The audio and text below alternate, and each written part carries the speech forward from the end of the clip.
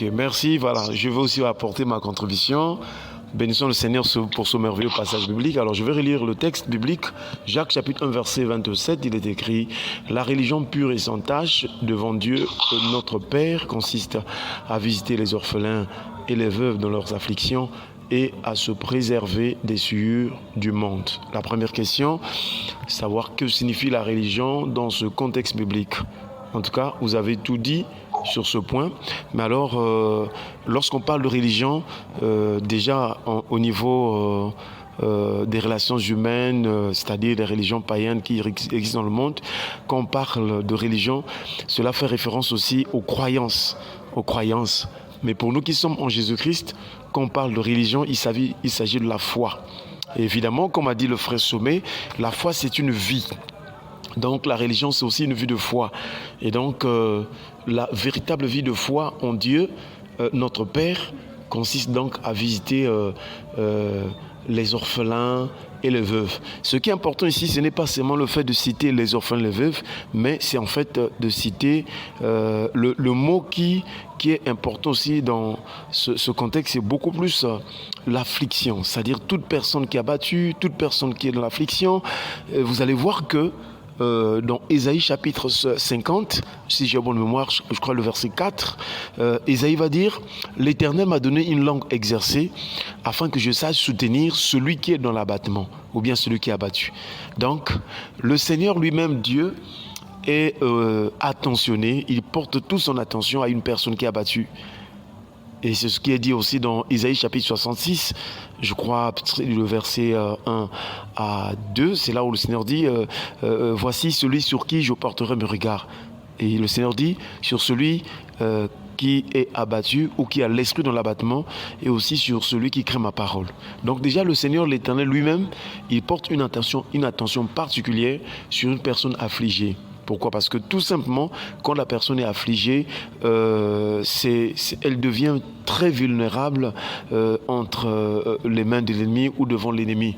Et c'est pourquoi donc, Dieu qui est notre secours doit venir en aide. Sinon, l'ennemi va vraiment dévorer sa proie. Donc le Seigneur porte vraiment ses regards sur les personnes affligées. Et donc ici, nous voyons dans ce texte biblique que donc la vraie religion c'est avoir la compassion, la vraie religion c'est avoir vraiment une attention particulière à ceux qui sont abattus, à ceux qui traversent un moment difficile et tout. La deuxième question de notre partage, c'est savoir quels en sont les signes. Évidemment, ce sont ces signes-là que nous sommes en train de citer. Il faut avoir la compassion, il faut avoir la miséricorde. Pendant que je parle, le Saint-Esprit me rappelle l'histoire donc ou la parabole du bon Samaritain. Voyez-vous, la parole du bon Samaritain, je crois dans Luc chapitre 10, la Bible déclare qu'un homme, je crois, descendait de Jérusalem et en cours de route, il était donc comment dirais-je, menacé par des brigands qui vont le rouer des coups et voilà qu'il va tomber à demi-mort et à moitié mort et donc il était au bord de la mort. Mais le sacrificateur va passer par ce chemin-là, voyant cet homme-là mourant. Le sacrificateur est passé outre. Le lévite aussi est passé outre. Voyez-vous, quand Jésus donnait cette parabole, il voulait montrer que, en fait, les chefs religieux les chefs religieux juifs se montraient tellement dans les temples, dans les synagogues, qu'ils sont pieux, ils sont de Dieu. Mais ils n'avaient aucune miséricorde, ils n'avaient pas de compassion aux autres.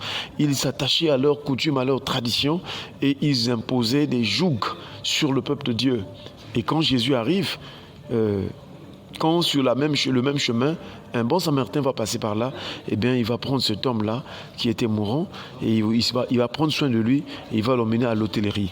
Donc Jésus voulait montrer que depuis longtemps, à plusieurs reprises, de plusieurs manières, les gens, le peuple juif, notamment les Hébreux, les chefs religieux étaient là et ils n'avaient pas compassion des autres. Ils n'avaient pas la véritable miséricorde et aussi l'amour véritable.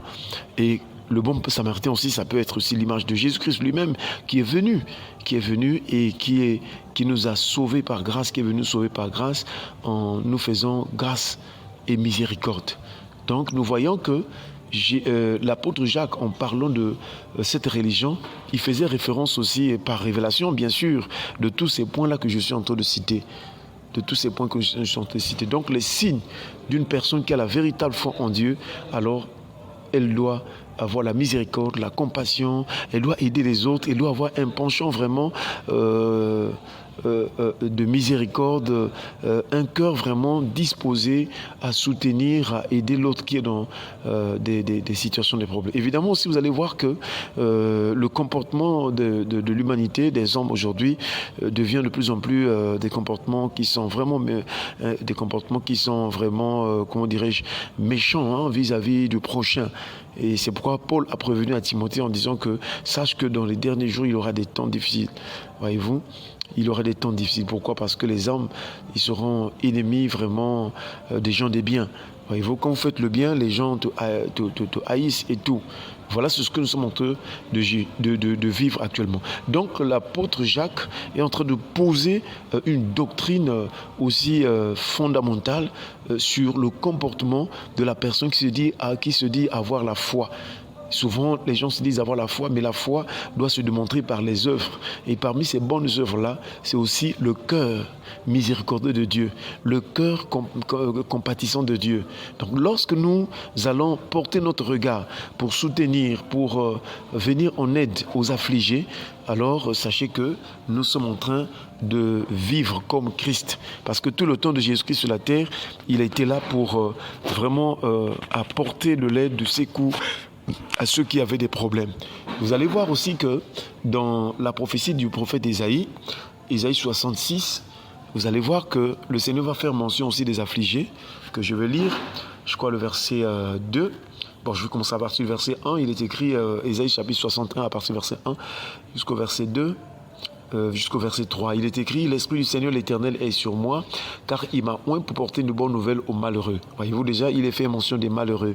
Et donc, le Seigneur, quand il est venu, il avait une attention particulière à ceux qui étaient dans la souffrance. De la même manière que le Seigneur avait répondu à Israël par Moïse en disant « J'ai vu la souffrance de mon peuple qui est en Égypte, et je suis descendu pour le délivrer, car j'ai écouté les cris que lui font pousser ses oppresseurs. » Et donc, c'est la même pensée vous voyez, la Bible est tellement cohérente que c'est la même pensée, c'est le même cœur de ce Dieu miséricordieux et compatissant que Jacques est en train de poser. Cela voudrait dire que si nous mettons en pratique la parole de Dieu, alors nous vivrons le cœur de Dieu.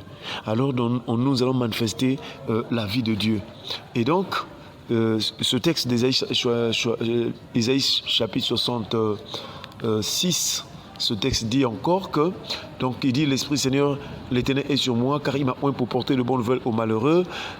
Il m'a envoyé pour guérir ceux qui ont le cœur brisé. Voyez-vous que les différentes catégories de personnes, ce sont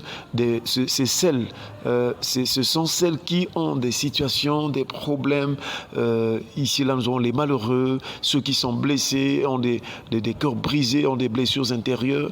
Et aussi dit, pour proclamer aux captifs la liberté et aux prisonniers la délivrance.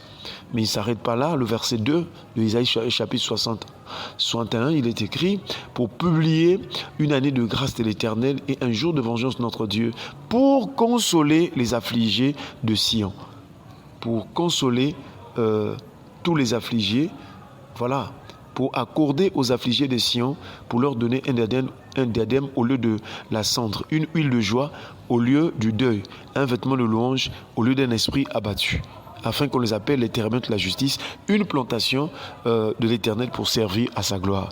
En tout cas, ce texte nous en dit long sur ce que Christ est venu faire, du salut jusqu'à ce que nous irons au ciel.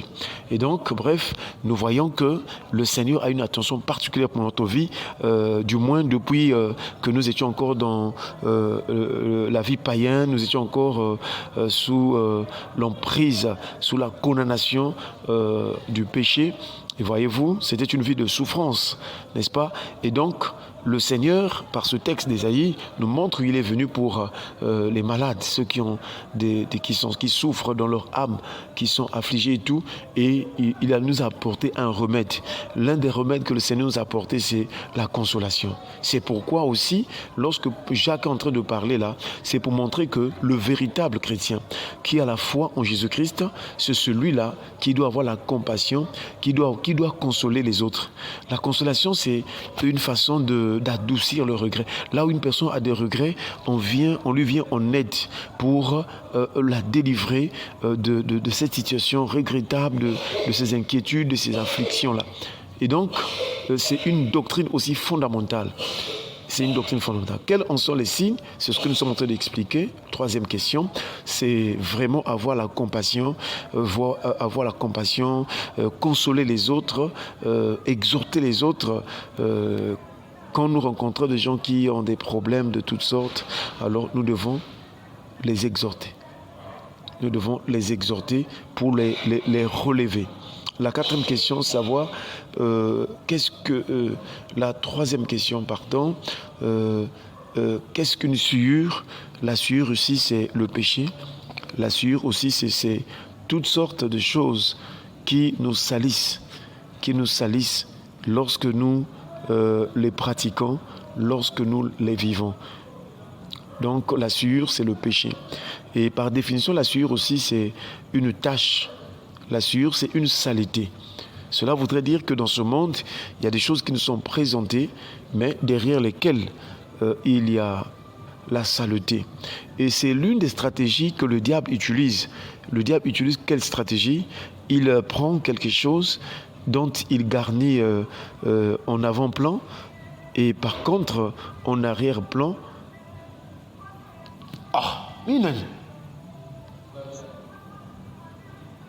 et en arrière-plan, en arrière-plan, il y a la saleté. C'est-à-dire, le diable, il présente quelque chose. Lorsqu'il présente, devant, il y a de l'attrait, ça attire, c'est brillant. Mais derrière, ou dans le secret, c'est vraiment une chose très sale. Une chose très, très sale. C'est pourquoi Paul a dit aux chrétiens d'Éphèse que nous ne devons pas participer aux œuvres infructueuses des ténèbres, mais plutôt nous devons les condamner, parce qu'il est honteux de dire ou de voir ce qu'ils font dans le secret.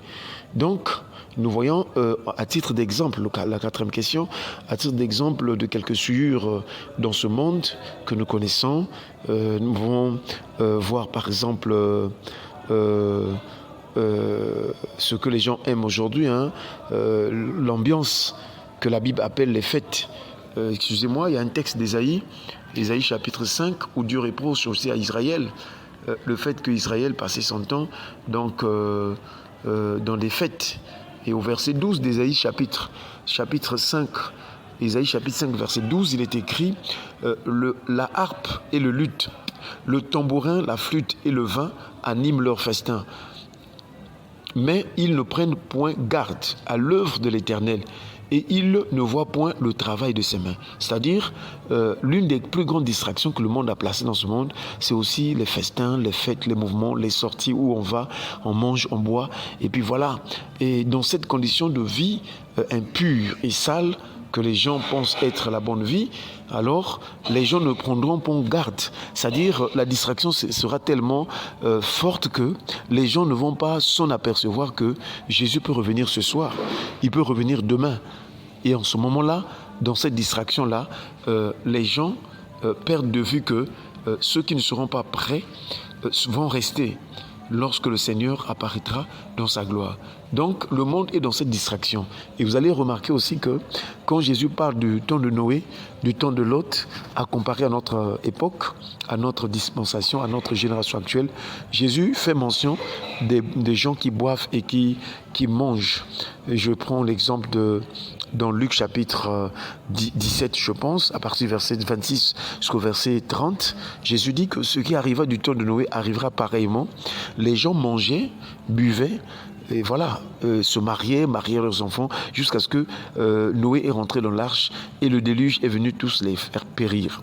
du temps de Lot aussi, Jésus reprend la parole en disant, ce qui arriva du temps de Lot arrivera pareillement, les gens mangeaient, buvaient. Voyez-vous, Jésus s'appuie sur les festins, les festivités, voilà, les rencontres où les gens boivent et mangent. Et alors ça, c'est une grande distraction.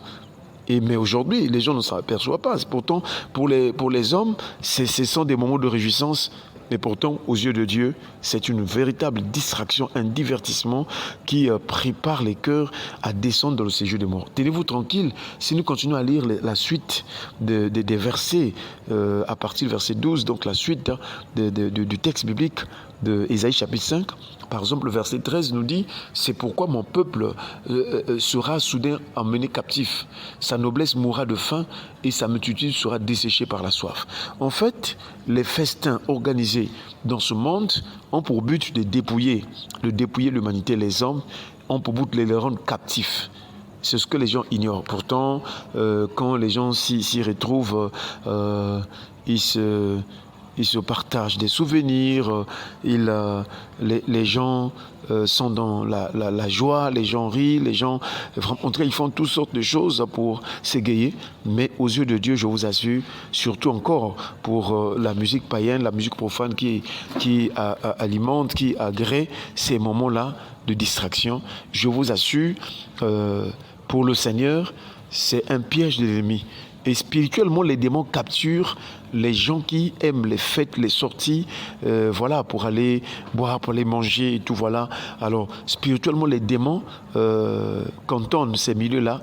Les démons entourent ces milieux-là pour capturer les faibles, pour capturer ceux qui vraiment ne se rendent pas compte que ce sont des choses aussi sales. Et aussi, le verset 14 dit, c'est pourquoi le séjour des morts ouvre sa bouche, élargit sa gueule outre mes yeux. Cela voudrait dire que ceux qui fréquentent des milieux des festivités païennes, des milieux des festins, des milieux de réjouissance païennes qui sont accompagnés des musiques païennes et tout profanes, alors spirituellement, Dieu nous montre ici que, en fait, ceux qui fréquentent les milieux-là, ils exposent leur âme au séjour des morts. C'est-à-dire le séjour des morts, c'est déjà que les gens qui fréquentent ces milieux-là vont être peut-être ivres. Ils vont boire, ils vont manger, ils vont perdre aussi le sens dans certaines dimensions. Et voilà. Et donc tout cela, ça fait que spirituellement, les âmes sont déjà prêtes à aller se jeter dans la gueule du séjour des morts. Voilà pourquoi la conséquence en est la mortalité. Nous sommes en train d'être surpris de la mortalité, notamment pour nous qui sommes en Afrique aussi. Nous voyons vraiment les gens meurent bêtement parce que effectivement la dernière distraction qui est restée ici là, c'est la boisson. Les gens s'empiffrent des boissons enivrantes, ils mangent, ils boivent et tous les jours ils passent leur temps dans ces histoires-là. Ils ignorent que sur le plan spirituel, les démons sont en train de faire rage. Et aussi le séjour des morts, ça ouvre sa gueule outre mesure pour avaler et déjà ceux-là qui vont se préparer pour aller en enfer. Mais que cela ne soit pas notre cas, que le Seigneur nous aide à avoir le discernement et aussi à pratiquer la religion pure et sans tache, comme l'apôtre Jacques nous en parle. En tout cas, ce soir, que Dieu nous aide à avoir cette vie de foi compatissante, cette vie de foi qui console les autres, qui viennent en aide à ceux qui sont affligés. Et que le Seigneur nous aide aussi à nous préserver, à nous abstenir, à nous séparer, à nous éloigner de toute souillure de ce monde. Si nous avons envie de passer du temps, on peut être à la maison, c'est vrai qu'on peut faire des sorties, mais nous devons éviter les milieux infestés par le diable et les démons parce que sinon nous serons surpris par le diable. Que Dieu vous bénisse. En tout cas, excellente nuit dans le Seigneur. N'oubliez pas de pratiquer la saine doctrine et aussi la vraie religion pure et sans tache. Le Seigneur revient bientôt. Amen. Shalom, shalom, shalom.